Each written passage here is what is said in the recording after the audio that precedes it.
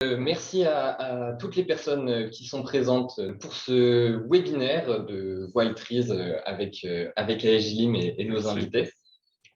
Aujourd'hui, on va parler, dans le cadre de ces webinaires où on cherche à parler d'immobilier, de bâtiments durables, on va parler de décarbonation, de décrets tertiaires avec ce webinaire dont le titre est Décrets tertiaires et décarbonation, quels enjeux et quels outils pour les bâtiments tertiaires. On va commencer par une petite présentation de Wild Trees pour ceux qui ne nous connaîtraient pas. Donc, je suis Théophile Ludvol, chef de projet chez Wild Trees, chef de projet en énergie et en climat. Wild Trees, on est une société de conseil, d'accompagnement de sociétés immobilières sur l'ensemble des sujets, on va dire ESG, RSE, appliqués à notre domaine. Et dans ce cadre, on travaille notamment sur l'énergie, sur le carbone, c'est les sujets qui vont nous intéresser aujourd'hui, au milieu d'un certain nombre d'autres enjeux. On peut penser à l'adaptation au changement climatique, à la finance responsable aussi, qui est un sujet qui émerge beaucoup. On parle aussi de plus en plus de biodiversité, et le tout à la fois dans de l'accompagnement et de la sensibilisation, de la mise en avant de l'ensemble de ces enjeux. Et pour m'accompagner dans la présentation de ce webinaire, je suis avec Benjamin Mercuriali de la société Aegilim. Et je vais te laisser la parole pour te présenter et présenter Aegilim. Merci Théophile, bonjour à tous. Pour dire deux mots d'Aegilim, nous sommes aussi une société de conseil énergie. Et nous avons un périmètre d'intervention plus réduit que celui de Wild Trees. Nous nous intéressons essentiellement au sujet de l'efficacité énergétique, de sa mesure et de son amélioration. Voilà. Et nous serons accompagnés comme intervenants pour la deuxième partie, une partie échange, une partie question, retour d'expérience de Odile Batzer de la Société de la Tour Eiffel et Nicolas Thomé de Union Investment France. Bonjour à tous. Donc, pour ce webinaire, on va avoir, on va dire, deux grands objectifs. D'une part, dans un premier temps, ça va être de bien comprendre, de décrypter un petit peu ce que c'est que pour notre secteur de l'immobilier, qu'est-ce qu'on appelle la décarbonation, qu'est-ce que c'est que les leviers de décarbonation, autant dans un contexte réglementaire qui se durcit et dans du volontaire qui va de plus en plus loin et sur lequel il y a de plus en plus d'acteurs qui se mobilisent. Et dans un second temps, on va essayer d'expliciter et de bien comprendre quels sont les enjeux à prendre en compte et comment on met en place ces stratégies de décarbonation et comment concrètement on décarbone un patrimoine immobilier, de la gestion immobilière et des bâtiments tertiaires au sens général. Pour avoir notre déroulé de webinaire, on va d'abord, avec Benjamin, vous faire une présentation un petit peu générale de l'ensemble des enjeux. On va parler de carbone, de ce que c'est que l'enjeu carbone, pourquoi on parle d'enjeu carbone pour les bâtiments. On va passer ensuite sur un peu de réglementaire en parlant beaucoup du décret tertiaire qui est quand même pour les gestionnaires immobiliers un gros sujet, beaucoup d'actualité et qui a des ambitions assez fortes, mais qui s'inscrit dans un ensemble réglementaire assez dense, assez complet. Et pour finir, on va parler de la partie un peu plus mise en place et concrète de l'analyse carbone, de la décarbonation pour les bâtiments. Dans un second temps, et ça va être la partie où on va pouvoir échanger tous ensemble, on va faire un temps de questions-réponses, d'abord avec nos deux invités, et ensuite on prendra aussi quelques minutes pour prendre des questions des participants qui peuvent venir du chat. Donc n'hésitez pas à déjà préparer vos questions pour cette petite partie qui arrivera en fin de webinaire avant qu'on conclue. Pour démarrer, donc, on va reprendre un petit peu l'enjeu carbone. L'enjeu carbone, en fait, c'est un enjeu qui, au départ, est global.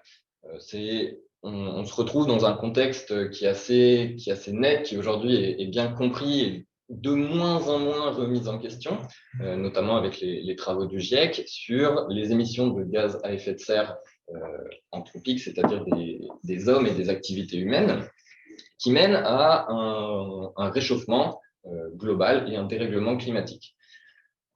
je vous ai mis les courbes du GIEC, les différents scénarios du GIEC sur cette diapositive.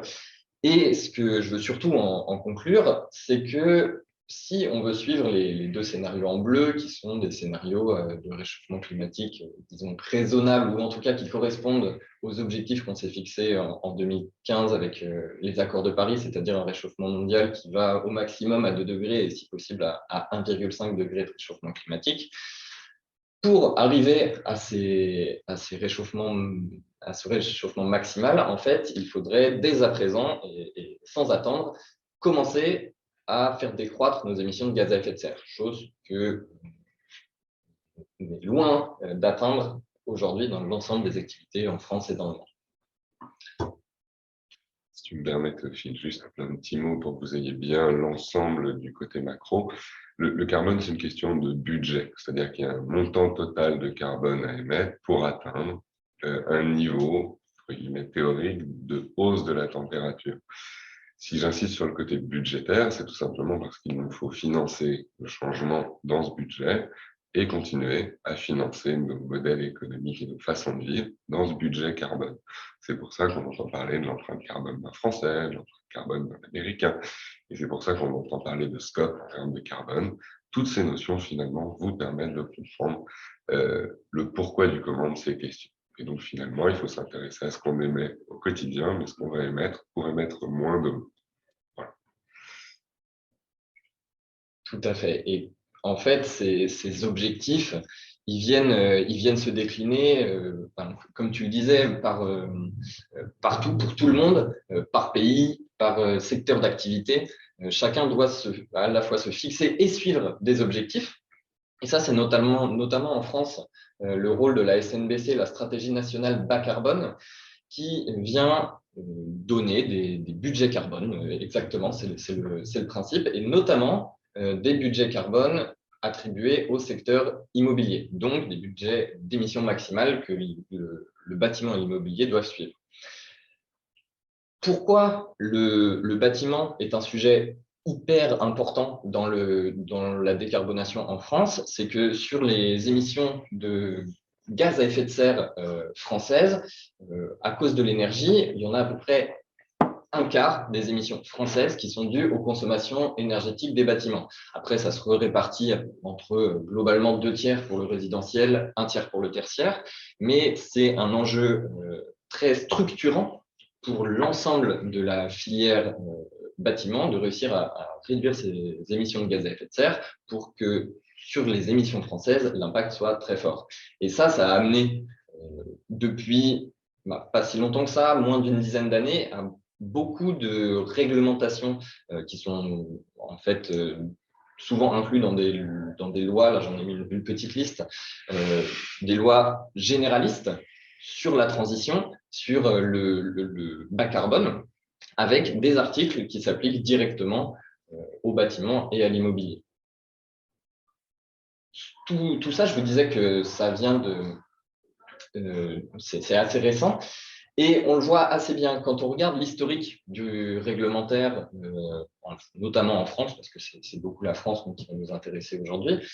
Jusqu'à présent, pour les réglementations des bâtiments, on avait surtout les réglementations thermiques qui s'appliquaient aux bâtiments neufs. Le diagnostic de performance énergétique, qui était aussi un outil, mais jusqu'à présent peu utilisé et avec peu d'utilité concrète, plutôt informatif. Et pour compenser tout ce qu'on ne venait pas regarder, parce qu'on venait regarder uniquement les consommations énergétiques dans les bâtiments neufs, il y a tout cet arsenal réglementaire qui est arrivé. Et donc, notamment, maintenant, on se retrouve avec un gros sujet sur les bâtiments existants, parce que les bâtiments existants, en fait, on est sur un parc immobilier qui se renouvelle à peu près d'1% par an, c'est le chiffre dans les grandes lignes. Et donc, avoir un impact sur les émissions des bâtiments existants, c'est fondamental aussi. Sur les bâtiments existants, le plus gros texte réglementaire qui est arrivé, c'est évidemment le décret tertiaire. On va en reparler juste après.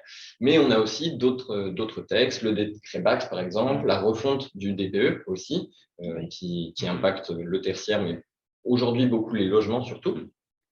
Donc, il y a d'une part sur l'existant ces différentes réglementations et aussi quand on vient chercher plus loin que les consommations des bâtiments, quand on vient regarder le poids carbone total des bâtiments, on a la nouvelle réglementation environnementale, la RE 2020, qui vient faire des études sur le cycle de vie, donc limiter l'impact carbone sur la vie du bâtiment. Donc tout ça, ça montre que le réglementaire essaye de rattraper un petit peu son retard sur les émissions de gaz à effet de serre et aussi recentre autour du carbone l'enjeu réglementaire, alors qu'on était plutôt sur de l'enjeu sur l'énergie uniquement avant. Alors effectivement, pour parler de ce texte le plus important aujourd'hui sur la filière bâtiments existants, donc le dispositif éco-énergie tertiaire, c'est un dispositif qui repose sur deux grandes obligations, pour faire simple. Un objectif de reporting énergétique. Donc là, l'enjeu est simple, c'est d'être capable de justifier de sa connaissance de la performance réelle des actifs tertiaires de tout un chacun. Performance réelle non calculée, c'est-à-dire performance réelle sur base des factures qui sont payées voilà, et réellement consommées dans l'immeuble. Un enjeu assez compliqué, puisque c'est un texte qui finalement souhaite balayer très, très largement le secteur du tertiaire. Et donc, quand vous essayez de traiter à la fois une clinique, un entrepôt, une école, et on va essayer de citer d'autres choses qui sont un peu différentes, je sais pas moi, un bout de bâtiment de bureau dans une usine, finalement, c'est pas des bâtiments qui ont été conçus forcément pour ça. Et donc, tout le travail de métrologie, calcul, récupération des données est important, prend du temps. C'est la première échéance réglementaire, être capable effectivement de justifier de ces consommations et de leur dispersion par bâtiment au 30 septembre. Et puis ensuite, c'est un texte qui ne vise pas que à faire du reporting. Le reporting a plutôt vocation à définir des objectifs. Et donc, ce que vous aurez à atteindre comme performance réelle, toujours, à horizon 2030, puis 2040, puis 2050. C'est cet avancement qui sera évalué tous les ans à travers une mise à jour du reporting que vous commencerez ou que vous avez déjà commencé pour le 30 septembre 2022. C'est donc un texte qui va vous emmener sur 3 décennies, donc effectivement avec quelques enjeux stratégiques de préparation, mais dont la vocation in fine reste de pousser tout le monde à un impact fort sur son efficacité énergétique. Après, il y a plein de façons d'aller l'apprécier, en partant des travaux, en partant de la gestion, en partant de l'exploitation. Le texte ne donne pas de guide là-dessus, laisse libre les moyens. Ce qui compte, c'est le résultat. Donc, on fait évidemment bien le lien entre cette réglementation et l'enjeu carbone, puisque ça vous était précisé juste avant. Le carbone contenu dans les consommations est une partie du carbone qui est émis. Ce n'est pas la seule, c'est pour ça qu'effectivement, recentrer le débat sur le carbone, c'est finalement élargir un petit peu le débat, et donc élargir aussi les choix et les décisions que vous prendrez pour vous améliorer. Le carbone n'est pourtant pas oublié dans le dispositif éco-énergie tertiaire, c'est peu souvent rappelé, mais depuis ce texte, vous n'avez plus le droit de dégrader la performance carbone d'un actif que vous rénovez, ce qui a des conséquences très concrètes quand on définit un plan de travaux. Ensuite, concernant l'enjeu et l'objectif de reporting énergétique, il ne repose pas uniquement sur les propriétaires ou uniquement sur les locataires, il repose sur un couple bailleur-preneur. Et si on résumait ici le point le plus important au-delà du résultat, la déclaration, c'est finalement d'arriver à créer du lien avec les utilisateurs, les locataires. Et là-dessus, nos invités aujourd'hui nous parleront peut-être un petit peu mieux et un peu plus que ce que nous serions capables de faire avec Théophile. Sur cet objectif, évidemment, c'est un objectif à suivre dans la durée. On en parlera dans les questions-réponses, mais ça pose une question d'organisation dans la durée. L'objectif de performance à atteindre, là, il est assez ambitieux. On parle quand même de 40% en 2030, 50% en 2040, 60% en 2050. Et c'est ces objectifs qui permettront d'atteindre ou non à la France le résultat de sa stratégie nationale bas carbone dont tu parlais tout à l'heure. Ces objectifs, ils sont aussi à qualifier par rapport à l'atteinte d'un objectif seuil, simplement une barre en dessous de laquelle, si la performance de votre actif est située en dessous de cette barre, on considère que votre actif est déjà performant. Alors on entend souvent, mais quel seuil, quel calcul, voilà. Tout n'est pas encore écrit, on ne peut pas encore calculer les objectifs absolus de toutes les catégories d'immeubles, Néanmoins, on peut déjà en calculer suffisamment pour voir qu'on est sur un objectif assez ambitieux qui vise à dire même les bâtiments neufs devront nécessiter d'être à minima bien réglés pour utiliser la conception qui a été faite de ces bâtiments. Et les bâtiments existants, soit ils auront déjà, sur la décennie précédente, largement amélioré leur performance et celle-ci est justifiée, puis finalement, ils auront le choix d'aller plus loin pour d'autres raisons. Et comme ils ont eu le choix d'y aller dans la décennie d'avant sans contrainte réglementaire, soit effectivement, il faudra mobiliser les trois grands leviers d'action que sont la sensibilisation, l'exploitation et la rénovation, restructuration, CAPEX. Voilà pour la présentation de l'enjeu pour la filière en termes d'objectifs de performance et d'objectifs de reporting énergétique.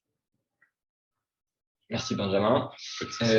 En fait, pour compléter et un petit peu rebondir, une fois qu'on sait ça, qu'on a ce réglementaire et cette obligation de réduire les consommations énergétiques, en fait, on vient se poser la question assez rapidement, comment, à partir de là, on vient lancer cette décarbonation, lancer cette stratégie de réduction des consommations énergétiques, des émissions de gaz à effet de serre.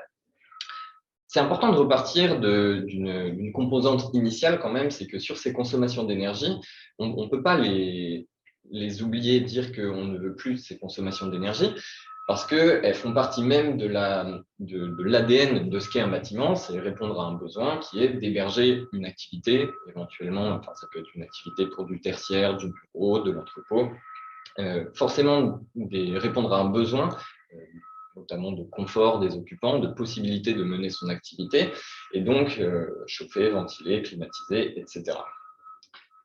Cette énergie, elle est donc nécessaire. Mais on a plusieurs moyens, deux grands leviers principalement, pour réduire les émissions de gaz à effet de serre qui y sont liées. D'une part, on en a parlé, c'est réduire les consommations d'énergie.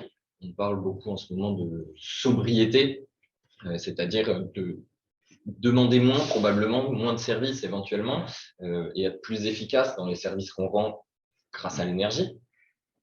Améliorer l'efficacité énergétique aussi. Et le deuxième levier qui est moins présent dans le décret tertiaire, ou en tout cas un peu plus caché, c'est le changement de vecteur énergétique, ou en tout cas avoir des vecteurs énergétiques, c'est-à-dire l'électricité, le gaz, les réseaux de chaleur, de froid urbain qui peuvent alimenter les bâtiments, avoir des vecteurs énergétiques plus décarbonés. Ça, on arrive quand même sur des sujets qui sont très importants, mais qui sont liés aussi à des modes de calcul et des façons dont on calcule. Peut-être que Benjamin, tu veux rebondir là-dessus parce que je sais que c'est un sujet qui te tient très à cœur. Oui, c'est un sujet d'indicateur, c'est-à-dire qu'effectivement, comme tout sujet nouveau et toute innovation, on découvre et il faut quand même un peu d'humilité. Voilà. Ces choix d'indicateurs, ils sont clés puisque finalement, quand vous choisissez votre vecteur énergétique, vous allez quand même vous intéresser au poids carbone de ce vecteur, et le poids carbone de ce vecteur, finalement, ce sera une donnée d'entrée de vos calculs. Ces données d'entrée sont à choisir, elles peuvent être différentes en fonction des réglementations que vous utilisez. Et donc, pour rajouter à la complexité, eh bien, parfois, vous pouvez vous étonner d'un rapport d'audit à un autre, vous n'avez pas les mêmes résultats, tout simplement parce qu'ils n'ont pas été calculés avec les mêmes notions de conversion. Si on fait un parallèle pour rendre ça beaucoup moins obscur, c'est exactement comme quand on a dit, écoutez, voiture, on va évaluer son efficacité environnementale sur un critère, ses émissions de CO2. Et puis, on a développé le diesel parce que c'était le plus efficace sur ce critère-là. Je ne reviendrai pas sur ce que c'est devenu aujourd'hui, mais il faut faire attention dans les choix des grands indicateurs parce qu'effectivement, ils peuvent entraîner derrière des choix industriels qui ne sont pas forcément ceux qui servent l'objectif général. Si on revient au bâtiment, c'est finalement la question du gaz dans le bâtiment et la question de la chaudière gaz, qui est quand même une solution qui a été largement favorisée par la réglementation et dont aujourd'hui, on voit bien que pour cet hiver, ce n'est pas le sujet. Donc oui, les choix d'indicateurs sont importants et les absolus sont à fuir. Il y a quand même toujours une réflexion très pragmatique derrière. Qu'est-ce que je consomme? Dans quel objectif? Quel confort? Quel service je fournis? Et avant même de retirer les services, est-ce que finalement ces services sont utilisés? Ce qu'on voit quand même beaucoup, c'est des sujets effectivement d'utilisation d'une énergie qui n'apporte pas aux utilisateurs. utilisateurs. Et c'est peut-être ça la première sobriété à aller chercher. Une fois qu'on sait ça, qu'on maîtrise ces indicateurs, que surtout on comprend ce qu'on a derrière nos indicateurs, c'est là qu'on peut faire ce qu'on appelle de l'analyse carbone en fait, et de comprendre l'impact carbone du bâtiment, notamment en exploitation. On verra après que c'est pas uniquement l'exploitation, si on peut être un peu plus complet. Mais déjà en exploitation, c'est important de savoir si un bâtiment, notre bâtiment ou un bâtiment qu'on souhaite acquérir, céder, est performant en termes de carbone. Pour ça, il y a des outils qui existent, notamment j'en citerai un qui est le CREM, le Carbon Risk Real Estate Monitor, qui propose des trajectoires d'émissions à horizon 2050 que devrait suivre un bâtiment pour être compliant avec les objectifs des accords de Paris, donc à 1,5 ou 2 degrés. Et cette analyse carbone, elle est en fait à la base de tout choix, de tout arbitrage derrière, en plus des obligations réglementaires qui forcément donnent d'autres contraintes, mais elle est à la base de la réflexion de comment on améliore la performance carbone, c'est-à-dire qu'il faut savoir où se place un bâtiment en termes de carbone avant de pouvoir, en tout cas, de décider de l'améliorer et comment l'améliorer. Comme je disais juste avant, on a parlé beaucoup des consommations d'énergie jusqu'à présent et de l'impact carbone des consommations d'énergie à travers les consommations en elles-mêmes, les vecteurs énergétiques. Mais si on veut être complet sur l'analyse carbone d'un bâtiment et l'impact carbone d'un bâtiment, c'est sur son cycle de vie complet qu'on doit le regarder et en prenant en compte toutes ces modifications au cours de son cycle de vie, sa construction, ses transformations, petites ou grosses rénovations, au final autant esthétique que rénovation thermique, à toutes les étapes de son cycle de vie et jusqu'à sa démolition en fin de vie. Et c'est uniquement en comprenant l'impact sur son cycle de vie qu'on peut effectuer des arbitrages, j'ai envie de dire en toute connaissance de cause, qui permettent de jauger au mieux quelles doivent être les actions à engager sur un bâtiment. Et c'est ce qu'on retrouve dans la RE 2020, ces analyses sur cycle de vie. Et c'est probablement dans cette direction que de plus en plus, on va aller sur l'analyse carbone dans le bâtiment et dans l'immobilier. Je vais te laisser la parole parce que là encore une fois, c'est ta spécialité, la maîtrise de la donnée. Oui, pour reprendre sur ce que tu disais juste avant et faire la transition, ça rejoint la question du budget, c'est-à-dire qu'effectivement, si vous avez 100 en tout à dépenser et qu'il faut 50 pour aller chercher une économie de 1 tous les ans, eh ben, c'est censé questionner effectivement certains choix. Et c'est vrai que plus on élargit le périmètre de ce qu'on prend en compte, alors oui, effectivement, plus c'est complexe, je suis tout à fait d'accord, plus on peut se dire que c'est un métier de spécialiste, mais dans le fond, plus les conclusions sur lesquelles vous allez pouvoir vous appuyer pour prendre vos décisions seront complètes. Et donc finalement, pour maîtriser, être capable d'avoir, selon nous, un avis pertinent sur ces sujets, il faut maîtriser plusieurs choses en fait. Il faut maîtriser ses consommations énergétiques, vous l'avez compris, donc à la fois qu'est-ce qu'elles alimentent, quelles sources d'énergie on utilise comme vecteur énergétique, mais cette consommation d'énergie seule ne vous permettra pas de prendre une décision. Elle vous donne une information complémentaire qui est à croiser avec ce que vous avez déjà, souvent en tant que propriétaire ou locataire, c'est-à-dire une très bonne connaissance patrimoniale de votre parc. Et si vous ne l'avez pas, de fait, il va bien falloir l'avoir. Puisque finalement, si Théophile vous disait, écoutez, il va falloir réduire pour tenir votre stratégie crème tel gain à horizon 5 ans et que vous n'êtes pas capable de vous dire c'est quoi les actions que j'ai prévues sur mon bâtiment dans les 5 ans parce qu'il n'est pas suffisamment maîtrisé, ça va être des difficultés, des coûts. Et en vrai, c'est bien quand même maîtriser la connaissance, notamment technique et de gestion, de son patrimoine. Et puis la troisième donnée qu'il ne faut quand même pas oublier à croiser, puisque les acteurs qui jouent le long terme ont quand même des stratégies, c'est la stratégie immobilière et patrimoniale des gens qui sont conseillés. Dit autrement, un acteur de court terme dont le métier est de créer de la valeur par, j'en sais rien, par relocation d'un bien, n'aura peut-être pas la même écoute et les mêmes ambitions de choix qu'un acteur de long terme qui va chercher à valoriser son patrimoine, je ne sais pas, sur 10 ans, 15 ans, 20 ans. Et sur la base de ces trois données, on est capable, effectivement, aujourd'hui, d'émettre des avis qui sont vraiment pertinents et donc des stratégies adaptées. Donc, pour résumer, 3 points pour maîtriser, arriver selon nous à une conclusion pertinente. Maîtriser le patrimoine, évidemment, et sa connaissance technique, maîtriser ses consommations énergétiques et leurs usages, et puis avoir une relation transparente à sa stratégie, parce que, encore une fois, on ne pivote pas de 180 degrés à chaque fois. Voilà. Donc, pour conclure un petit peu sur cette présentation et sur les différents points qu'on a abordés, ce qu'on peut dire et ce qu'on peut retenir au final, c'est que en fait, on veut de plus en plus aller sur le carbone vers un enjeu systémique, essayer d'impliquer tout le monde et de regarder tout ce qui est possible de faire sur la base de toutes les contraintes qu'on a. Ces contraintes qu'on a, ces enjeux, en fait, elles sont à différents niveaux et avec différentes implications.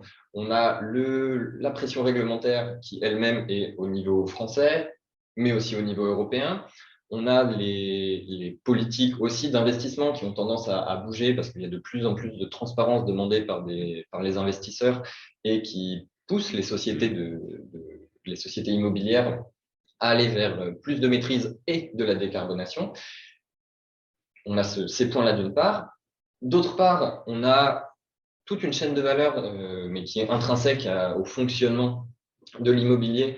On a des propriétaires, des locataires, on en a parlé, mais en fait, la chaîne de valeur, elle commence avant avec des promoteurs, des entreprises, toute la gestion, les property managers, les conseils. Donc, ça fait quand même beaucoup d'acteurs, c'est assez morcelé comme industrie. Et ça oblige à ramener tous ces gens, ramener tous ces enjeux pour essayer d'être le plus efficace possible et concret dans les stratégies. Là-dessus, Benjamin, toi, tu rajoutes cette couche qui est la maîtrise de la donnée, qui est absolument nécessaire si on veut pouvoir embarquer l'ensemble de la chaîne de valeur. Oui, et puis pour prendre les bonnes décisions, c'est-à-dire qu'encore une fois, il n'y a pas de bons ou de mauvais chiffres. Il y a des chiffres qui sont bien compris ou pas bien compris. Et tu l'as dit, il y a beaucoup d'acteurs autour de la table. On ne peut pas attendre du promoteur qu'il ait la même vision long terme qu'un investisseur institutionnel de long terme. Son métier n'est pas le même. Voilà. Le property manager, qui est quand même au cœur du système, c'est la fonction qui gère notamment techniquement les immeubles, évidemment est un acteur du cœur du système. Mais il faut être honnête, c'est un métier qui se renouvelle extrêmement rapidement, les réglementations vont très vite. Et donc, il y a besoin d'aide et pas forcément de se faire appuyer sur la tête à l'inverse. Et tout ça, ça nécessite, on en parle beaucoup, mais de la formation, de la compréhension, de l'humilité de chacune des parties. Aucune des parties ne détient la bonne solution. La bonne solution, c'est que toutes les parties s'alignent et réussissent à faire ensemble. Voilà. Et donc, il y a nécessité pour les conseils d'être le plus transparent possible, le plus lisible, accepter de justifier ce qu'on dit, les chiffres qu'on donne, et puis parfois de découvrir au milieu d'une conception que on ne se comprend pas depuis le début parce qu'on ne parle pas des mêmes textes, par exemple, ou pas des mêmes facteurs de conversion.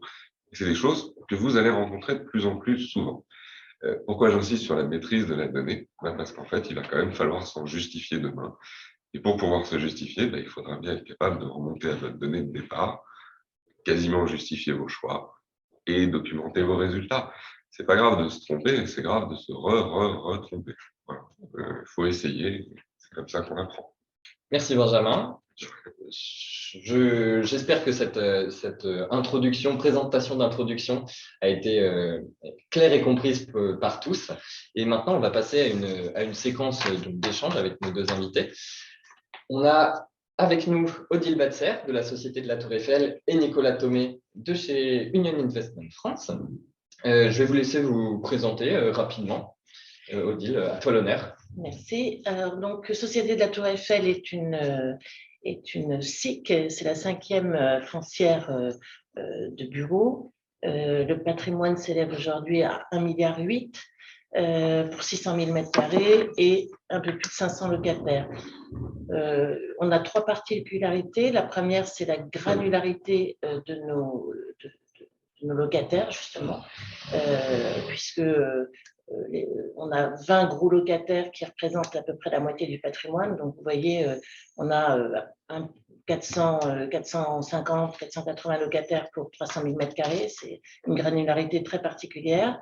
On a une deuxième particularité qui est la gestion intégrée et qui nous donne une force que vous pouvez comprendre d'après les propos qui ont été tenus par Benjamin et par Théophile. La gestion intégrée, c'est le cœur du réacteur. Et ensuite, on a une autre particularité, c'est un engagement dans les sujets RSE depuis 10 ans, donc un engagement fort avec un désir d'anticipation assez systématique. Merci Odile. Nicolas, je t'en prie. Oui, alors Union Investment, c'est un investisseur institutionnel qui a maintenant à peu près une cinquantaine d'années. Et notre particularité, c'est que pour le coup, on n'est pas focalisé juste en France, on investit partout dans le monde. Et on a aujourd'hui à peu près 40 milliards d'euros d'actifs sous gestion. Alors, beaucoup en Allemagne, parce que Union Investment est allemand, beaucoup en Europe et aussi aux États-Unis, en Asie, donc un petit peu partout. Donc, on a cette vision vraiment à 360, avec des investissements qui se font surtout dans le tertiaire. Donc, quand même une grande spécialisation en bureau, mais aussi en hôtellerie, en logistique. Et on fait un petit peu de résidentiel, donc on fait un petit peu tout. Et peut-être pour compléter sur la structure dans laquelle je suis, donc tu l'as mentionné, en fait, moi je suis dans Union Investment Real Estate France, donc on est une petite filiale d'à peu près 16 personnes, et on s'occupe de la gestion de notre patrimoine en France, donc on a à peu près une trentaine d'actifs, et pour ma part aussi un petit peu en Belgique. Merci beaucoup. Eh ben, je vais commencer à vous interroger et à vous poser des questions dans ce cas-là. Odile, je vais commencer directement en rebondissant sur ce que tu disais. Vous avez depuis assez longtemps quand même à l'échelle de ce qui se fait une politique RSE et d'avancer sur les sujets environnementaux assez forte. Ouais. Comment est-ce que le décret tertiaire sur ces sujets-là, il a été structurant pour le développement de votre stratégie? Alors, il faut savoir que le patrimoine de la Société de la Tour Eiffel a différentes origines. On a des actifs qui sont historiques, qu'on détient depuis plusieurs années. Il y a une partie des actifs qui ont été acquis depuis 2015, suite à un changement d'actionnaire de la Société de la Tour Eiffel. Et puis, on a aussi une partie de nos actifs qui proviennent d'Affine, puisqu'il y a eu une fusion-absorption d'Affine en fin 2018, décembre 2018. Donc, on a un patrimoine qui est pas homogène au regard de la connaissance de l'actif. Donc, le décret tertiaire nous a permis de nous structurer sur justement cette connaissance de l'actif, du patrimoine.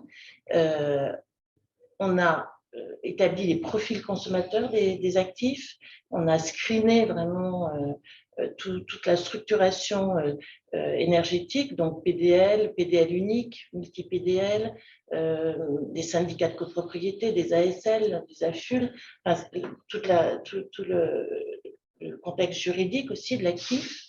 Et donc, ça a été la première étape, ce que disait Benjamin tout à l'heure, c'est la connaissance des actifs, donc connaître les plans de comptage, synoptiques, plans de sous-comptage. Voilà. Donc, ça a été la première étape qui a été assez longue d'ailleurs, parce qu'il a fallu vraiment mobiliser toutes les équipes au fond, et pour avoir cette image exhaustive et propre de notre structuration énergétique. Donc ça, c'était le premier point.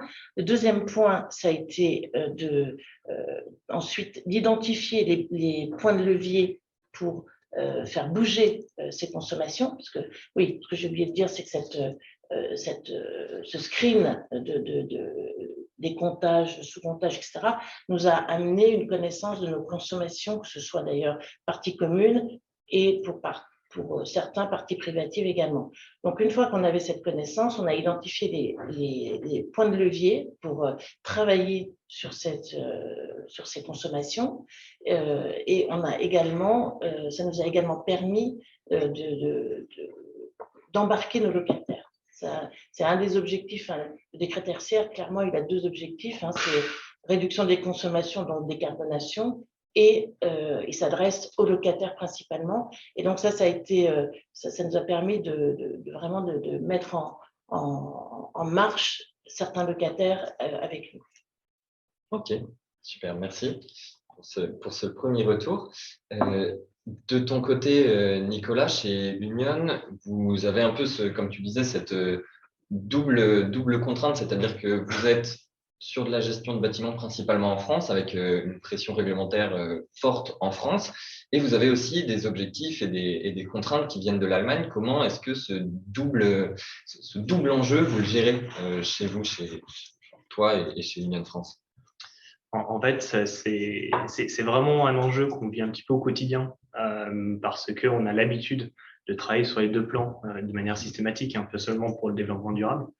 Euh, euh, Avec un petit peu, on va dire, la philosophie générale chez Union qui est d'avoir des grands principes, des principes fondateurs et qui unit notre vision, notre pilotage, la façon dont on a envie de mener notre patrimoine à travers le monde et une certaine liberté pour pouvoir adapter au contexte local de chacun des pays. Et donc, chez Union France, on joue un peu avec les deux pour pouvoir atteindre nos objectifs tout en respectant les objectifs de l'Allemagne et le contexte français. Très concrètement, en fait, ça se traduit d'une manière un peu compliquée, qui est que en France, lorsqu'on va regarder un nouvel investissement ou lorsqu'on regarde notre parc que l'on a depuis très longtemps, on va le regarder à travers les différents prismes, que ce soit français ou européen. Et donc, ça veut dire qu'on va regarder le décret tertiaire. Donc, on travaille depuis 2 ans sur le décret tertiaire, justement pour acquérir déjà, et c'est la première étape, la connaissance de notre bâti. Et on se rend compte que même si on l'a dans notre patrimoine depuis très longtemps, en fait, c'est pas forcément toujours simple d'avoir la bonne connaissance, d'extraire les bonnes données et d'atteindre le niveau de connaissance qui est celui qui est attendu en fait pour fixer les bons objectifs. Donc, on a le décret tertiaire. Et au niveau européen, on a ce qu'on appelle l'ASFDR et la taxonomie européenne. On en a assez peu parlé, mais c'est quelque chose qui nous touche beaucoup parce que ça définit pour nous ce que c'est qu'un investissement vert ou non. Et donc, surtout, ça va driver nos investisseurs. Et donc, par là même, ça va nous forcer, nous, à orienter nos investissements vers des investissements qu'on peut considérer comme verts. Donc, un objet qui est le décret tertiaire, un objet qui est la taxonomie européenne, et on a enfin un troisième objet qu'on est en train de développer, tu en as parlé, qui est le CREM, où c'est plus, on va dire, une volonté de notre part de développer cet outil, pour une raison assez simple, finalement, c'est que c'est un outil, comparativement à tout ce qui existe, qui est quand même assez simple, avec ses spécificités, mais au moins on comprend bien quels sont les objectifs qu'on doit atteindre, on comprend assez bien comment on doit rentrer les données. Et après, bon, il y a toujours des complexités, mais globalement, on y arrive. Et surtout, ça permet d'avoir des cibles qui sont assez claires.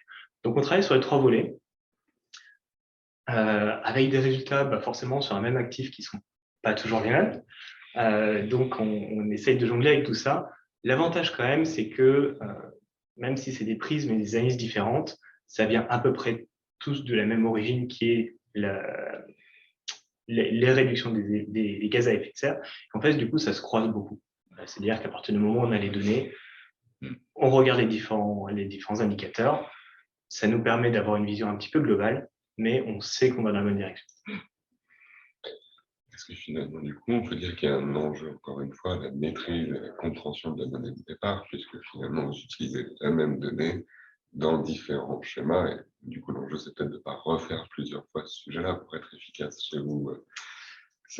Oui, il y a, en fait, justement, à ce propos-là, et c'est assez intéressant, le décret tertiaire, qui est quand même assez spécifique à la France, on s'y est pris il y a 2 ans, donc ça nous a permis de mettre un peu le pied à l'étrier, de commencer à récolter toutes les données.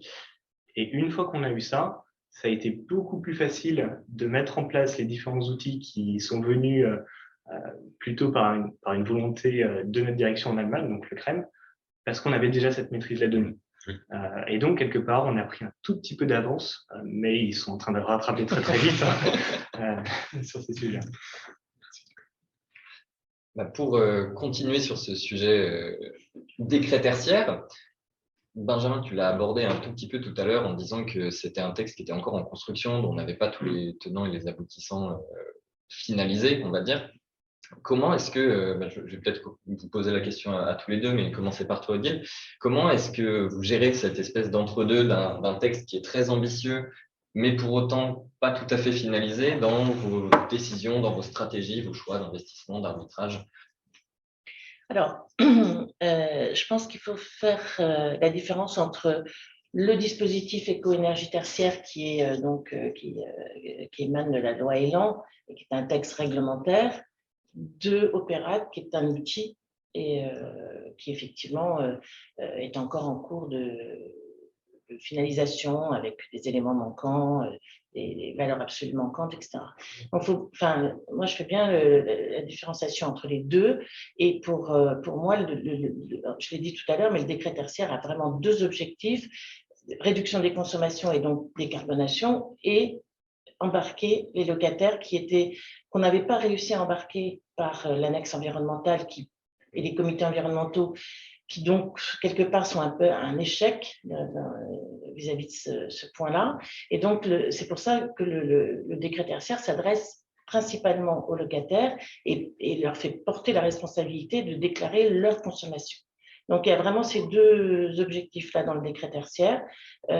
Et après, il y a l'outil qui est la plateforme Opérat et comment renseigner ces outils, comment réunir les données bâtimentaires ou de consommation et qui permettent ensuite de renseigner l'outil. Je pense que c'est vraiment important de faire cette différence. Moi, j'ai un regret concernant le décret tertiaire, c'est que je trouve qu'il a manqué un peu de communication auprès des entreprises. J'ai insisté tout à l'heure dans la présentation de Tour Eiffel sur notre granularité. Nous, on a beaucoup de PME, voire de TPE. Le Covid est venu aussi s'immiscer dans le planning, là. Et clairement, nos locataires, on le sent bien, ils ont d'autres préoccupations que le décret tertiaire et la maîtrise de l'énergie. Ils essayent quelquefois de sauver un peu leur boîte. Donc, et le gouvernement, je trouve, n'a pas suffisamment communiqué. Beaucoup pensent encore être exonérés de cette obligation parce que 1000 mètres carrés, ils pensent que c'est le seuil de leurs locaux et non pas le seuil du bâtiment dans lequel ils ont leur bureau. Enfin, il y a des incompréhensions, etc., qui font qu'on a encore un petit peu de mal avec les petits locataires. Après, le Opérat, c'est un sujet, je dirais, de données, de la maîtrise de la donnée, effectivement, ça, Benjamin l'a dit tout à l'heure. Ensuite, on a aussi l'équivalent comptable, c'est-à-dire qu'une fois qu'on a identifié tous nos PDL, etc., il faut vérifier comment on a réparti cette énergie ou le coût de cette énergie dans les charges auprès des locataires, puisque la répartition du volume d'énergie qu'on va transmettre à nos locataires pour qu'ils le déclarent sur Opérat, eh bien, doit forcément être calculée à partir de la même répartition. Donc, il y avait aussi ce travail-là. Et aujourd'hui, nous, vis-à-vis de nos locataires, je crois que les derniers mailings d'information qui étaient un peu tardifs à cause des copros et des ASL, mais les derniers mailings d'information à nos locataires partent cette semaine. Donc, pour nous, Opérat n'est pas un sujet. Le vrai sujet du décret tertiaire, c'est la décarbonation, c'est clair. Opérat est un outil. Voilà. Ok. Je partage complètement ce constat, avec le même vécu, on va dire, parce qu'effectivement, le décret tertiaire fait porter beaucoup de responsabilités aux locataires. Il les met finalement dans la lumière sans forcément qu'ils s'en rendent compte. Et on a une vraie... nous, ce qu'on voit, c'est qu'on a une vraie différenciation entre les grands locataires qui ont des services à l'immobilier structurés et qui souvent sont très avancés et dedans et bien compris l'enjeu, et des plus petits locataires qui ont juste d'autres préoccupations et qui ne sont pas forcément structurés pour bien prendre en compte cet enjeu.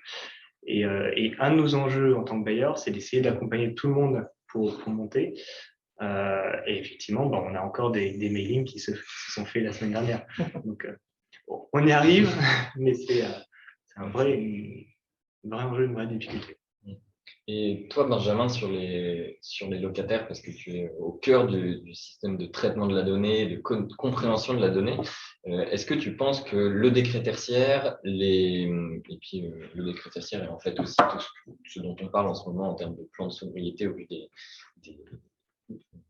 de ce qui se passe dans le monde actuellement.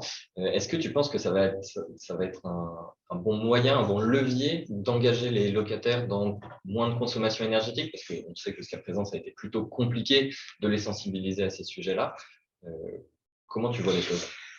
Alors, je pense qu'il y a plusieurs parties pour te répondre. Je dirais que c'est sûr qu'une fois qu'on oblige les acteurs à se parler d'un sujet dont ils ne parlaient pas forcément avant, on va de toute façon gagner dans la compréhension générale, dans quels sont les moyens et les possibilités laissées aux uns et aux autres. Je pense qu'on est sorti du mythe de je ne veux pas faire parce que j'ai pas le meilleur système de chauffage du monde dans mon bâtiment, ou je ne veux pas rénover le système de chauffage parce que je n'ai pas le locataire le plus vertueux dans mon bâtiment. Parce qu'il y a quand même été parfois le débat il y a quelques années en arrière.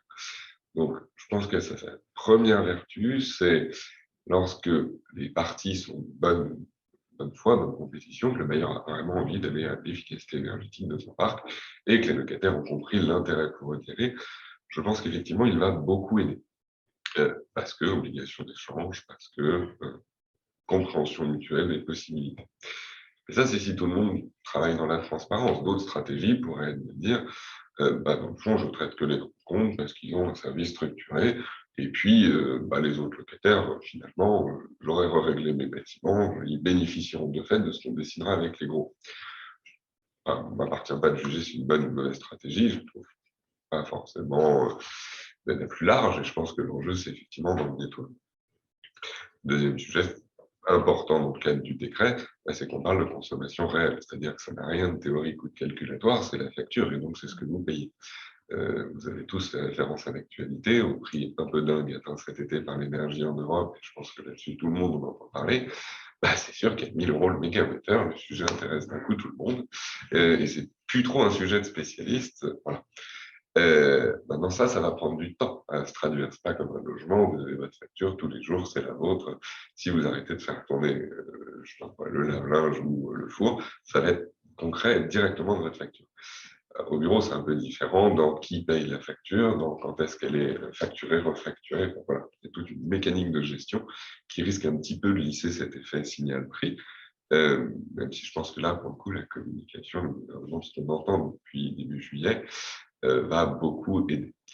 Ensuite, ce sera comme toujours, il y aura des situations où tout le monde est de bonne foi, a envie, a les bonnes données, et on arrive à avancer intelligemment dans le sens de l'objectif, qui est réduire les consommations.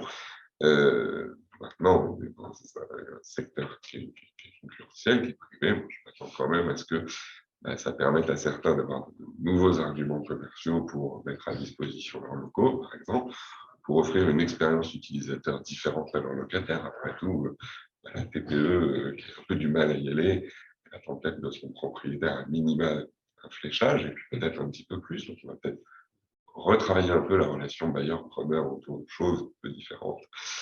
Et puis, pour les acteurs de plus long terme, il y a la question que tu évoquais tout à l'heure sur la valeur à terme des valeurs vertes au sens large, voilà, et leur appréciation. Et donc, ça, qui dit valeur, dit captation, dit répartition, dit investissement, dit tout ce qu'on connaît dans l'immobilier et ce qu'on va connaître de plus en plus dans l'environnement. Puisque voilà, le développement durable, il faut que ce soit durable, il faut que ce soit soutenable. Je pense qu'effectivement, ça aidera, encore une fois, sous couvert que tout le monde joue le jeu de la transparence. Moi, j'ai constaté que quand c'est affecté comme ça se passe en fait quasiment toujours bien. Okay. Et donc, au final, ces dispositifs et ces demandes gouvernementales vont dans le sens d'apporter de la transparence et d'obliger les parties à se parler. Complètement. Oui. Je pense qu'on peut partager ce constat. Et ok, très bien, on a beaucoup parlé de décret tertiaire dans nos échanges jusque-là. L'enjeu, on l'a dit, c'est derrière tout ça le carbone. Comment est-ce que vous vous débrouillez pour, au-delà du décret tertiaire, dans vos choix, dans vos arbitrages, prendre le carbone en compte? Tu parlais du CREM, Nicolas, tout à l'heure. Comment concrètement ça vient se mettre en œuvre dans vos politiques de gestion? En fait, pendant ton introduction, tu l'as très très bien synthétisé parce que il y a l'enjeu carbone qui dépend effectivement de l'enjeu énergétique, surtout sur deux volets, qui sont d'une part la maîtrise de nos consommations, donc sobriété et efficacité, et d'autre part la maîtrise de nos sources et de nos approvisionnements énergétiques. Donc quel type de sources qui sont plus ou moins émettrices de carbone. Et si on s'attaque directement sur le sujet du carbone, on ne va pas se mentir, c'est effectivement des sujets qui sont assez compliqués, les calculs sont assez compliqués, et chez Union, on n'y est pas encore. Par contre, s'attaquer au sujet énergétique, ça, on sait faire. On connaît très bien nos bâtiments, on connaît très bien comment arriver à améliorer nos performances énergétiques, en jouant sur les deux leviers que sont l'efficience et les sources d'approvisionnement. Donc ça, c'est ce qu'on fait. Effectivement, en plus, on commence à travailler au niveau du CRREM, pouvoir réussir à interpréter et calculer et mesurer finalement où est-ce qu'on se situe par rapport à nos émissions de carbone. Mais on va dire qu'aujourd'hui, on l'utilise plus comme un outil pour se rendre compte de où est-ce qu'on est. Effectivement, le pilotage, on le fait sur l'énergie, et après, on traduit en carbone. On n'est pas du tout en disant on pilote par le carbone, même si c'est quelque chose, je pense, à terme, on va y arriver. Et c'est la voie, parce que finalement, c'est la voie et le chemin, parce que finalement, c'est ça l'enjeu fondamental. Mais on a ce double volet. Et il y a quelque chose d'autre, Benjamin, que tu as dit, qui est finalement les calculs en eux-mêmes et comment on apprécie ces facteurs de conversion sur les sources, notamment sur les sources énergétiques. Donc ça, c'est un volet qu'on maîtrise finalement assez peu, mais sur lequel on est attentif et finalement dépendant de quel facteur on nous donne. Et en fonction de ça, on fait nos arbitrages. Et toi, Odile, je sais que vous travaillez aussi beaucoup sur le carbone. Oui, alors on s'est mis en chemin parce qu'effectivement, c'est une question de maturation. L'énergie, c'est le départ, tu l'as dit dans l'exposé. On a eu des réglementations thermiques pendant des décennies et maintenant on a une réglementation environnementale qui inclut le carbone. Donc on quitte ce domaine qui est de plus en plus connu de l'énergie pour aller vers le domaine du carbone. Donc on a commencé à mesurer l'impact carbone de l'activité de la Société de la Tour Eiffel une première fois un peu grosse maille. Là, on a affiné le tamis. On commence à être un petit peu plus fin. Et puis, on est en train en même temps d'essayer de travailler notre outil informatique pour que ce calcul carbone soit facilité par la saisie de nos CAPEX, OPEX, etc. Et les gros développements, bien sûr. Parce que là, tu parles pas seulement de l'empreinte carbone des consommations énergétiques, tu parles aussi de l'ensemble des émissions de carbone de l'activité immobilière. avec le scope 3, les rénovations, toutes ces choses-là. Donc ça, on s'est mis en route, mais enfin, c'est encore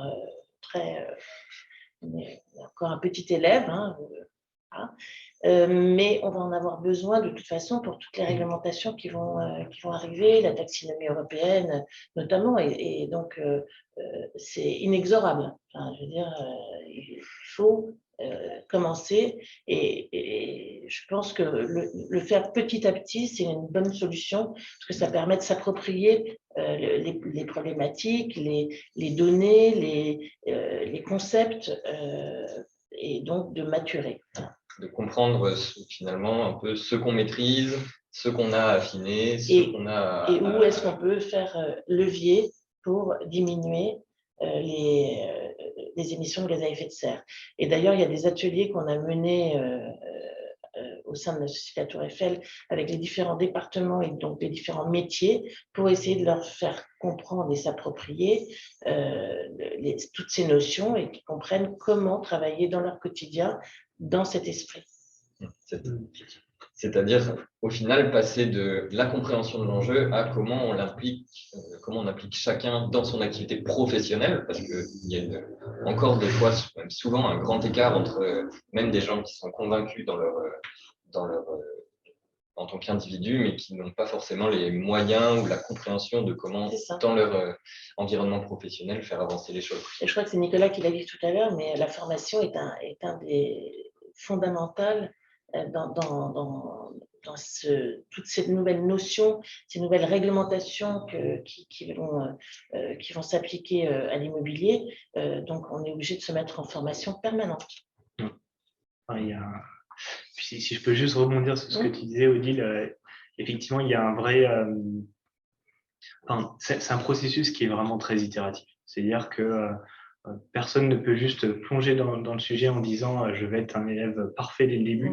Et donc, même si on a tous les moyens, il faut garder quand même une certaine humilité et réussir à petit tamiser pour être de plus en plus précis et d'atteindre la cible, effectivement, d'avoir une mesure qui est un peu un but auquel on va parvenir, mais petit à petit, qui est d'avoir une vraie maîtrise carbone de son patrimoine sur toute la chaîne de valeur, que ce soit en exploitation, mais en travaux, et pour pouvoir aussi faire les bons arbitrages au moment.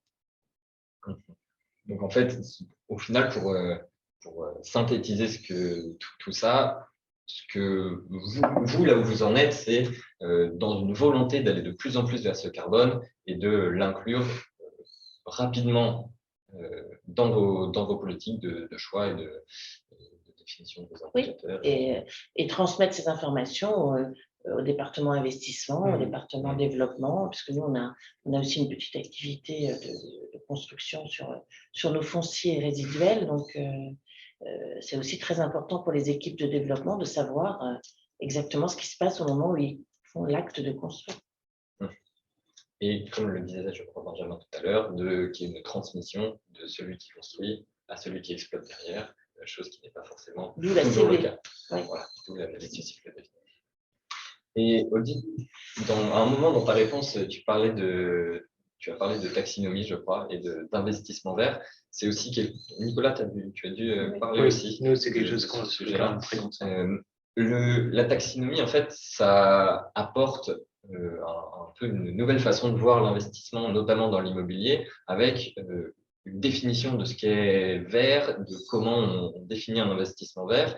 Comment ça percole chez vous ces notions qui sont des notions européennes pour, en tant que société immobilière qui avait un gros pied dans la finance, les sujets de finance verte, comment ils impactent vos politiques de gestion? L'un ou l'autre, Nicolas, peut-être pour commencer. Je te laisse commencer. En fait, moi, je me suis rendu compte, ça doit faire maintenant un an et demi, peut-être 2 ans, où il y a eu un vrai changement de paradigme qui est venu en premier lieu de la réglementation européenne du SFDR et qui se traduit d'un point de vue opérationnel par la taxonomie européenne. En fait, jusqu'à présent, tout ce qui était sujet de développement durable, ça venait finalement de la réglementation, on va dire, qui s'appliquait au bâti, d'une part, et ça venait aussi d'une règle ou d'une volonté de marché avec des locataires qui souhaitaient des bâtiments plus vertueux et le besoin auquel on essayait de répondre. Aujourd'hui, on sent qu'il y a une sensibilisation croissante extrêmement rapide des investisseurs qui justement cherchent à orienter leur investissement vers des investissements plus verts. Et ce que cherche à faire finalement la réglementation européenne via la SFDR et la taxonomie, c'est leur donner une grille de lecture qui soit simple et claire sur qu'est-ce qu'un investissement vert ou non. Et donc aujourd'hui, on a une très grande sensibilisation de nos fonds sur ces sujets-là, et c'est plus nous qui allons vers eux en leur disant nous, c'est ça notre conviction, il faut qu'on aille dans cette direction, c'est eux qui viennent vers nous. Et ça, je trouve ça très, très riche. Forcément, ça rajoute une sorte d'émulation vers le mieux. Et maintenant, on a vraiment cette direction, cette discussion qui est plutôt vraiment bilatérale. Donc, un grand enjeu. Et puis, on se rend compte aussi, si je peux aller un tout petit peu plus loin, en Allemagne notamment, c'est un sujet qui est extrêmement prégnant et sur lequel les autorités de régulation, notamment la BaFin, regardent de plus en plus et de plus en plus vigilants. Et on sait qu'on a des investisseurs en Allemagne qui ont été sur lesquels la BaFin leur a un peu pointé du doigt. Donc nous, on est d'autant plus vigilants à ces sujets et on travaille d'autant plus fort d'essayer de vraiment apporter une grille de lecture la plus claire possible à nos investisseurs. C'est-à-dire qu'au-delà de bien comprendre et bien maîtriser, vous avez une volonté de rendre aussi transparent, de communiquer sur toutes vos avancées environnementales et même sur le reporting environnemental. Exactement, avec une nécessité de trouver les bons indicateurs, de trouver la bonne grille de lecture aussi de cette réglementation pour pouvoir faire un reporting qui soit très clair et exhaustif sur notre patrimoine. Ok. Et toi, Odile, comment vous qui êtes un groupe français? Oui, alors on a aussi la particularité d'être une SIC et donc on est soumis depuis 10 ans à une transparence au travers de ce qui s'est appelé le rapport RSE puis la DPEF. Et donc, ce reporting étant très normé, la grille de lecture et la transparence, elle est maîtrisée chez nous.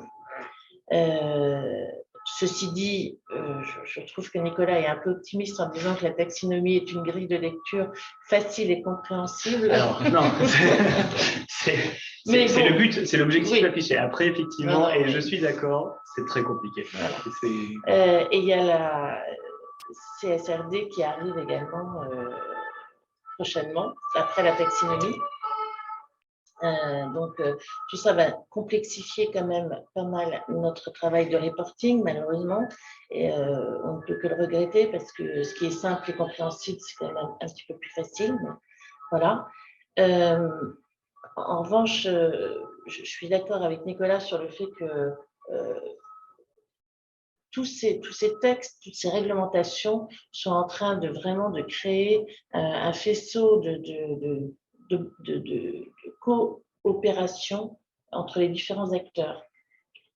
C'est les banques, les investisseurs, mais également tous nos prestataires, parce que de plus en plus d'entreprises vont être concernées, et donc les gros acteurs de l'immobilier, de l'exploitation des bâtiments, vont être également soumis à ces obligations. Et donc, tout ça va vraiment faire remonter les informations de transparence et l'aspect, le caractère durable des actifs. Et donc, en fait, à terme, apporter toute cette transparence sur toute la chaîne de valeur, ça permettrait de comprendre l'impact, et notamment l'impact carbone, de chacune des activités et sous-activités, et parce que jusqu'à présent, on est quand même très souvent dans un espèce de flou sur l'impact carbone de ce qu'on peut avoir en amont ou en aval dans ce qu'on appelle le scope 3 des émissions de gaz à effet de serre. Et donc, toi, ce que tu vois, c'est qu'on irait vers plus de transparence aussi sur ces sujets-là pour bien maîtriser l'impact carbone de son activité dans le cadre de sa chaîne de valeur. Bien sûr. Je prends l'exemple donc j'expliquais tout à l'heure qu'on était en train de transformer notre outil pour préenregistrer les catégories de l'association bâtiment bas carbone qui nous permettra de calculer plus facilement notre bilan carbone. Mais pour ça, il va falloir que quand on demande à nos entreprises, quand on fait des rénovations de plateaux, des rénovations de bâtiments, il va falloir qu'on leur demande de nous informer, de nous communiquer l'information sur ces 13 rubriques du bâtiment bas carbone. Donc, forcément, en les sollicitant, on va commencer à les mettre en mouvement aussi. Et c'est comme ça que ça va se propager. Et c'est comme ça qu'on va arriver à mettre en mouvement l'ensemble des acteurs du bâtiment. Justement, à structurer sur ces sujets-là l'ensemble de la filière. C'est nécessaire. Absolument. Et c'est vrai que l'impulsion vient essentiellement des investisseurs, des maîtres d'ouvrage. Parce qu'à partir du moment où on le demande, ça fait réfléchir et après on construit comme ça les outils. Ok, super. Juste, est-ce qu'on pourrait Ouais, du coup, parce qu'à vous entendre tous les deux, moi j'entends il y a une traction par finalement le client final, l'investisseur final de j'ai besoin de plus d'informations, j'ai besoin de plus de transparence, j'ai besoin de justifier les choix que vous avez faits. Et donc finalement, j'ai besoin de savoir où est-ce que je mets la valeur. Est-ce que finalement, on n'approche pas là d'une définition de la valeur verte, justement, puisque en vous entendant, il y a cette notion de on essaie d'anticiper les attentes de nos futurs clients et donc la valeur qu'ils vont vouloir aller chercher. J'entends évidemment la même chose dans ce que tu réponds, Odile, sur on a besoin aussi d'outils qui nous permettent de prendre des décisions sans que ça coûte toujours très cher de savoir. Donc on a besoin de simplifier, on a besoin d'arriver à se donner des indicateurs rapides.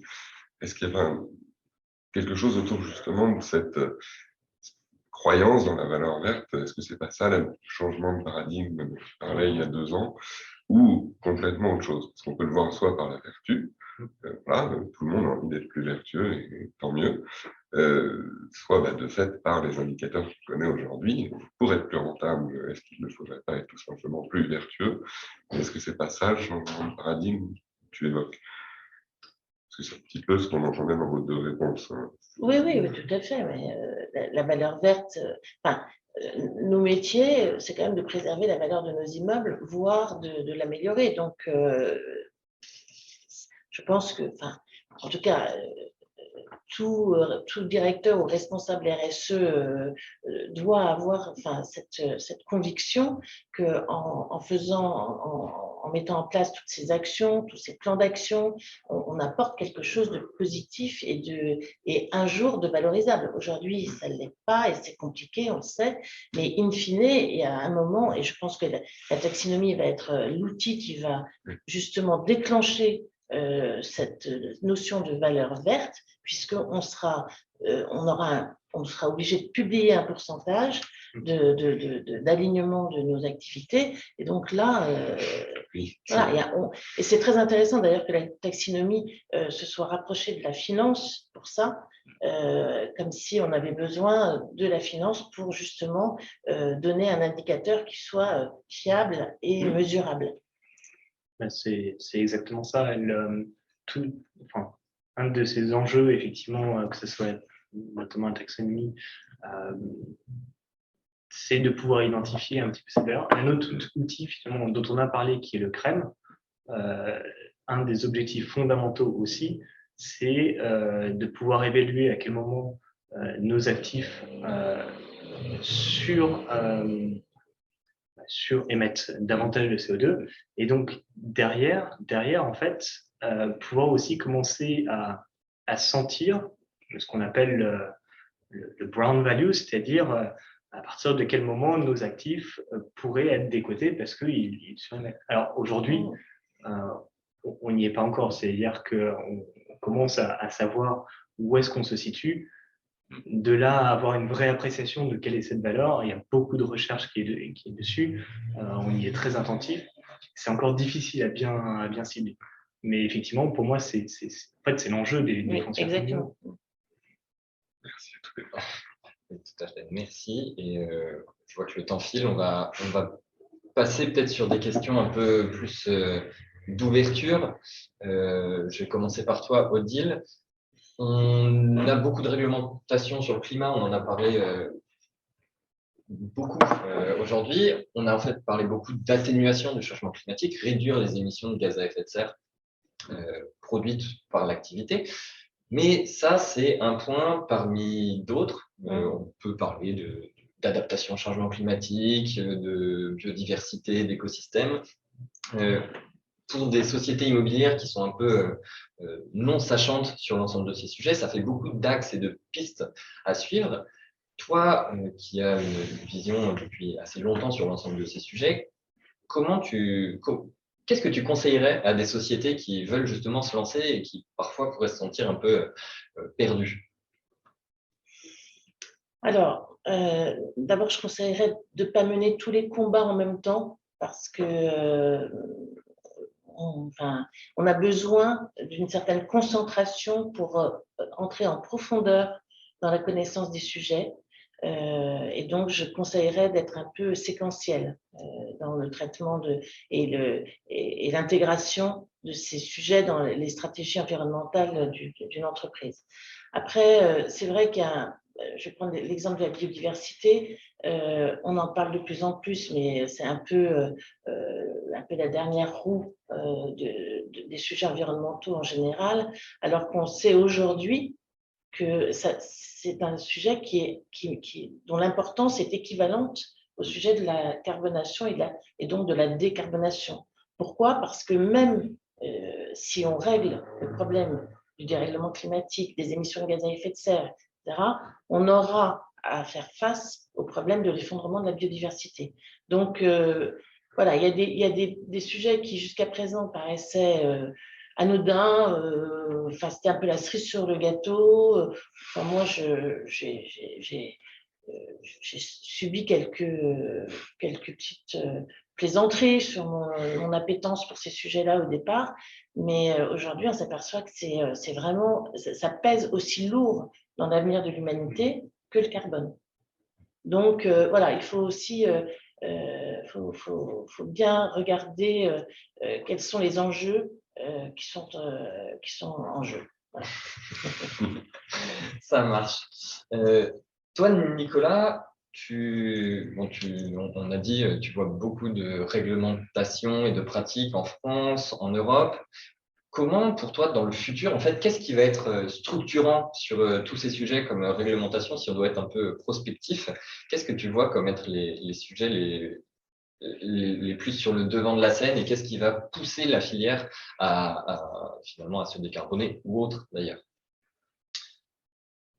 On en a parlé. Je pense que tout ce qui est réglementation pour nous aider à identifier finalement la valeur et peut-être mettre une valeur sur entre guillemets, le développement durable, donc la taxonomie, le SFDR, ça, moi, je le vois, ça a un vrai impact sur nos pratiques parce que ça impacte dès le début l'amont de la chaîne de valeur et ça percole petit à petit. Alors qu'effectivement, le décret tertiaire, ça touche le milieu de la chaîne de valeur et ça n'a pas le même impact.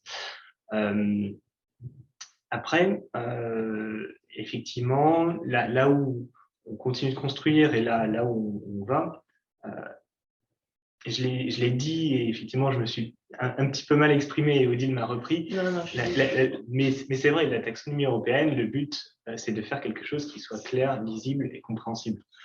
Aujourd'hui, on y est quand même assez loin et c'est un sujet dont les objectifs sont très louables et très ambitieux, mais qui opérationnellement est encore très difficile à mettre en œuvre. Et donc, je pense que il y a encore un processus de maturation qui est important, qu'il faut mener et qui permettra vraiment de se donner les moyens finalement de nos objectifs. Et après, pour moi, il y a un autre sujet qui est important. Je pense qu'à la Société de la Tour Eiffel, ils sont certainement plus avancés que nous, mais c'est vraiment avoir une vision globale du carbone sur le cycle de vie du patrimoine. Ça, la RE 2020 le met en place pour les nouveaux immeubles. Nous, on a surtout du patrimoine existant et ancien. Et donc, on a une vision un peu morcelée de notre carbone en exploitation, en travaux. Et j'ai envie de dire, la prochaine étape, c'est d'avoir cette vision unifiée, que ce soit d'un point de vue alimentaire, que ce soit d'un point de vue calcul, aussi pour nous aider à savoir quand investir, peser le pour et le contre de est-ce qu'on va rénover avec tel impact carbone pour tel bénéfice. Ça, pour moi, c'est l'objectif, d'un point de vue carbone. Ok, super. Et je vais peut-être laisser un tout petit mot de la fin à Benjamin sur ces questions en 2 mots. On a depuis plusieurs années de plus en plus des suivis automatisés des consommations et des données carbone aussi. Toi, tu es assez partisan d'y mettre de l'intelligence humaine derrière. Comment tu vois l'évolution de ces métiers dans les prochains mois, prochaines années? temps qu'il nous reste, et pour faire une réponse courte, je dirais pas que je le conseille, je dirais que sinon, en fait, ça marche pas. Donc, voilà, je suis pas plus catégorique que ça. Je pense en fait, c'est tout simplement parce que pour savoir de quoi on parle, il faut l'avoir traité et que c'est très bien tout ce qui est automatique, mais qu'il faut pas que ça fasse perdre la maîtrise. Voilà, et donc je crois qu'on n'a pas le choix. En fait, la comptabilité, ça s'est pas inventé en 3 ans. Et aujourd'hui, il y a encore des normes qui sortent pour rapprocher les comptes dans différents secteurs et qu'on puisse comparer. Là, on dit qu'on va apprendre à compter l'énergie en disant qu'on n'a pas écrit la comptabilité de l'énergie, que tout le monde va se comprendre. C'est un petit peu normal que ça coince par endroit. Et donc, quand on dit ce qui coince par endroit se règle de manière automatique, non, ça s'appelle, je l'ai mis sous le tapis. Voilà, je ne veux pas ni quoi que ce soit, et je pense que c'est des outils nécessaires. Et encore une fois, je fais le parallèle avec la comptabilité, parce que vous avez parlé de valeur, et finalement, il n'y a pas une maîtrise des deux dans les arbitrages. Aujourd'hui, des arbitrages qui sont faits sur est-ce que je gagne plus ou moins, est-ce que je suis plus ou moins rentable, qui sont peut-être contrebalancés par est-ce que j'émets plus ou moins de carbone, est-ce que je suis plus ou moins vertueux sur cette axe, qui sont peut-être contrebalancés à l'étage en dessous de est-ce que si j'ai consommé plus ou moins de carbone, je rejoue avec la valeur. Donc, je pense que c'est beaucoup trop complexe pour être simplement digitalisé, entre guillemets, même s'il faut reconnaître, vu toutes les informations qu'il y a à traiter, qu'elles ne soient patrimoniales, stratégiques, financières et donc énergétiques, le digital est quand même au cœur du système. Voilà. C'est juste, c'est pas une condition sine qua non, c'est pas l'alpha et l'oméga. L'alpha et l'oméga, ça reste un propriétaire qui a envie et qui sait sur quoi il a envie d'être vertueux, quitte à pas avoir les indicateurs et qui est honnête avec les moyens qu'il fournit, des locataires qui sont capables de dire ça m'intéresse ou ça m'intéresse pas, ce dont on parle, monsieur le propriétaire, et puis toute une chaîne de valeur qui va jusqu'à, n'oublions pas les gens qui règlent le bâtiment, ce qu'on appelle les cols bleus, mais qui dans le fond sont le bras armé des deux premiers. Donc pour moi, c'est très utile le digital pour rapprocher tout le monde, mais ça ne fera pas le travail à la place de tout le monde. C'est ça que j'essaie. Voilà. Okay. Merci pour ce petit complément. Eh ben, je crois que ça a été des échanges intéressants. On va passer, s'il y en a, aux questions du public. Il y en a. Alors, dans un premier temps, on demande aux invités, est-ce que vous faites de la compensation carbone volontaire par le biais de l'ONF? Pas nous. Non. Non plus. Franchement, ce n'est pas une démarche qu'on a initiée. Je pense que avant de rentrer dans des sujets de compensation, on va le répéter, hein, je suis désolée, mais c'est vraiment connaître, mesurer, maîtriser. Une fois qu'on aura ça parfaitement, toutes les parties privatives, toutes les parties communes, etc., parfaitement connues et maîtrisées, à ce moment-là, on pourra se diriger vers d'autres modes d'action sur les émissions de gaz à effet de serre. Oui, en fait, il y a quelque part, il y a tellement à faire, ne serait-ce que sur la connaissance et ne serait-ce que sur l'action sur son patrimoine, qu'aller chercher tout de suite les compensations, pour nous, c'est un petit peu la dernière solution qu'il faudrait mettre en œuvre. On vous demande également concrètement, donc à tous peut-être, qu'est-ce qu'un actif green? Ben. On sera d'accord pour dire qu'il y a autant de définitions aujourd'hui qu'il y a de gens. Et justement, la taxinomie essaie de rapprocher tout le monde avec des débats qui ne sont pas toujours simples. Enfin, je ne suis pas spécialiste de ce sujet-là, donc je n'en dirai pas plus. Mais il me semble que ça a été bleu en Europe pour définir quels sont les vecteurs énergétiques verts, à quel niveau on les place.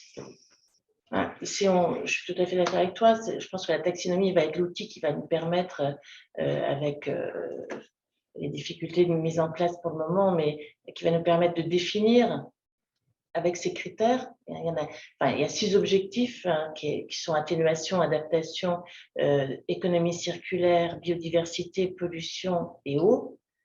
Je pense que ces 6 objectifs recouvrent la majorité des sujets verts et que au travers de la taxinomie, même si elle ne sera certainement pas parfaite, eh bien, ça nous donnera au moins une grille de lecture pour permettre de définir le degré de verdure de nos actifs.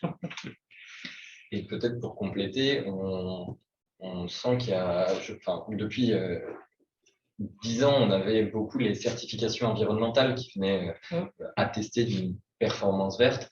Aujourd'hui, au vu des enjeux qui sont beaucoup plus centrés, beaucoup plus techniques et qui demandent des indicateurs plus précis, il y a probablement moins ce sujet des certifications sur le devant de la scène parce qu'on se tourne vers d'autres indicateurs de plus en plus. Alors, on a une question. Donc, on a parlé de budget carbone, de sobriété qui accompagne la question du budget carbone. Donc, aujourd'hui, l'inclusion du carbone à un échelon stratégique, est-ce que ça implique pour vous un questionnement quant à l'évolution de votre business model? Et donc, est-ce que ce critère carbone vous amène à reconsidérer votre modèle d'activité et vos ambitions de croissance? Alors, indéniablement, ça devrait le faire. Et si ça ne le fait pas encore, parce que peut-être que tous les acteurs des sociétés d'investissement, des fonds, des SIC n'ont peut-être pas tous la même maturité, mais à terme, moi, je suis intimement convaincue, j'espère que je serai encore là pour le voir, que ça ne peut passer que par une revisite de nos modèles d'affaires et des enjeux. Et je ne peux que appeler à la notion de coût carbone, qui, à mon avis, sera certainement le moment où on verra basculer justement ces modèles d'affaires. Je pense que je n'ai pas grand-chose à ajouter. Une autre question sur l'articulation de beaucoup d'éléments. Il y a des outils, il y a des normes, des réglementations, des certifications également. Est-ce que vous pensez qu'il y aurait un enjeu à simplifier tout ça? Parce que là, on cite dans la question, donc, on a tous les labels BREEAM, HQE, il y a la taxonomie, il y a le décret tertiaire dont on a parlé. Est-ce que vous pensez qu'une simplification aurait lieu d'être? Comment? Alors, une simplification, de mon point de vue, ce serait très très bien, mais tout ce qu'on essaie de simplifier, ça génère quand même des effets de bord. Si là, il y a beaucoup de textes, c'est parce que le sujet est compliqué et que la taxinomie ne s'adresse pas tout à fait la même chose que le décret tertiaire. Une taxinomie, qu'est-ce qui est vert, qu'est-ce qui n'est pas? Décret tertiaire, qu'est-ce que je compte pas, et de combien je veux m'améliorer. Et puis des réglementations, il y en a plein. Après, elles pourraient être plus convergentes, de mon point de vue, c'est-à-dire on pourrait éviter d'avoir 3 systèmes de comptage énergétique tout de suite. Voilà, là-dessus, oui. Oui. Après, tu as aussi des textes qui sont français, tu as des textes qui sont européens, donc il y a ce décalage qui fait que l'homogénéisation est difficile. On reconnaît quand même, au travers on n'en a pas parlé, mais il y a un décret qui s'appelle le décret BACS qui impacte aussi beaucoup les sujets d'énergie et donc de carbone. Et on retrouve des seuils dans le décret BACS qu'on retrouve dans la taxinomie. Donc, on voit bien quand même qu'il y a un essai d'homogénéisation des différents indicateurs, seuils, etc. Mais je pense qu'il ne faut surtout pas mettre les textes réglementaires sur le même niveau que les certifications. Parce que, comme leur nom l'indique, les textes réglementaires, on y est soumis obligatoirement, alors que les certifications, c'est une soumission volontaire. Donc, c'est pas pareil, c'est pas la même démarche. Oui, clairement. Il y a, je pense qu'on en a parlé, effectivement, il y a des réglementations qui aujourd'hui sont compliquées et qui mériteraient d'être simplifiées, la taxonomie européenne. Mais est-ce qu'à ce stade, c'est faisable? Déjà, le premier enjeu, c'est de se mettre d'accord sur quelque chose et puis après, on voit comment on l'améliore.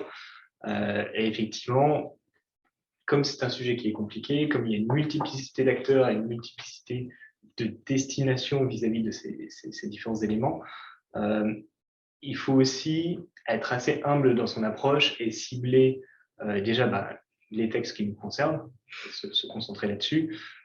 Et effectivement, les certifications, pour moi, c'est un autre enjeu et effectivement, il ne faut pas tout mélanger. Dernière question peut-être avant de conclure.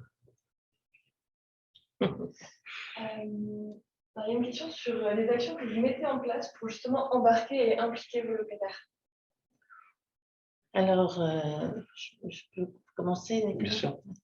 Nous, comme le disait Nicolas, ça fait 2 ans qu'on est en marche, même auparavant, puisque on a été parmi les premières foncières à tenir tous nos comités environnementaux. Mais comme je le disais tout à l'heure, ça n'a pas été très, très efficace. Donc, concernant le décret tertiaire, on s'est mis en marche il y a 2 ans. L'année dernière, on a déployé une présentation personnalisée Tour Eiffel pour nos locataires qu'on a présentée aux 20 plus gros dont je parlais en one-to-one et à tous les autres locataires au sein des comités environnementaux ou, s'ils le souhaitaient, par des one-to-one également. Les comités environnementaux sont toujours un moyen de les atteindre. Il y a une vraie problématique dont il faut bien être conscient, c'est la qualité de l'interlocuteur. On n'a pas toujours en face de nous l'interlocuteur qui est en charge des sujets RSE ou qui est sensibilisé au sujet RSE ou qui a un pouvoir de décision qui permette d'agir sur ces sujets-là. Oui, effectivement, il y a on va dire, une trame, une organisation qui est celui des comités verts. Et finalement, toute la démarche que l'on fait, ça reste quand même un lieu privilégié pour pouvoir discuter et continuer à sensibiliser nos locataires, notamment via ces comités verts. Après, on a d'autres actions, on a des actions via des envois de courrier, via des envois de mails. On a des actions aussi plus spécifiques. L'année dernière, sur un de nos sites, sur lequel on a entre 20 et 30 locataires, on a voulu faire une sorte de petit concours énergétique sur 1 an, un petit peu comme ce qui s'est fait sur la Défense Cube, mais au niveau juste du bâtiment, ne serait-ce que pour sensibiliser nos locataires à ces sujets-là. Et en fait, on a réussi quand même à embarquer pas mal de locataires qui étaient assez enthousiastes à l'idée. Et certains ont réussi en 1 an à réduire il me semble, les meilleurs, à peu près de 15% leur consommation sur 1 an. Donc, c'est toutes ces petites actions où petit à petit, on arrive à embarquer nos locataires dans le même chemin que nous. Merci pour vos réponses et merci pour les questions qui ont été posées en ligne. Et merci de nous avoir invités. Merci beaucoup. Je vous en prie. Et, en conclusion très rapide, pour ne pas mettre quiconque en retard, on avait un peu quatre points qu'on voulait faire émerger de tout ce qu'on s'est dit. D'une part, en fait, les 2 premiers correspondent à notre premier objectif, de bien comprendre ce que c'est que la décarbonation dans l'immobilier, notamment en France. D'une part, le premier point, c'est ce cadre réglementaire autour duquel on a beaucoup tourné pendant nos échanges et pendant l'intervention au début. On a un cadre réglementaire qui est dense, qui continue d'évoluer et qui est vraiment le moteur pour la décarbonation de l'immobilier en France, mais qui va, d'autre part, on en a aussi parlé, avec un engagement de plus en plus fort des sociétés et des investisseurs, de toute la chaîne de valeur. Et sur la base de ce réglementaire et de cet engagement de tous, on en vient en conclusion sur qu'est-ce qu'on fait dans l'immobilier. Et c'est ce qu'on a dit aussi, c'est d'abord on maîtrise, on comprend notre patrimoine, on comprend nos consommations, on comprend nos émissions de gaz à effet de serre, pour ensuite pouvoir les réduire de manière optimale, réfléchie, agir sur les leviers qui ont vraiment de l'effet et peut-être oublier ceux qui seraient un petit peu accessoires. Et c'est là où on va vraiment avoir un impact, une réduction efficace des émissions de gaz à effet de serre. Et sur ces mots, moi, je vais vous remercier à tous les 3 d'être venus, d'avoir répondu à notre invitation, d'avoir partagé vos retours d'expérience sur ce que vous faites dans vos sociétés. Merci Benjamin d'avoir co-animé avec moi ce webinaire. Merci à toutes les personnes qui l'ont suivi. Le webinaire sera disponible en replay. Si jamais vous avez des questions, vous voulez nous contacter pour continuer de discuter sur ces sujets, éventuellement contacter nos intervenants. Vous avez nos coordonnées qui sont ici. Donc voilà, on est à votre disponibilité sur l'ensemble de ces sujets, en espérant que ça a été un webinaire qui vous aura plu, qui vous aura appris des choses. Merci beaucoup. Au revoir.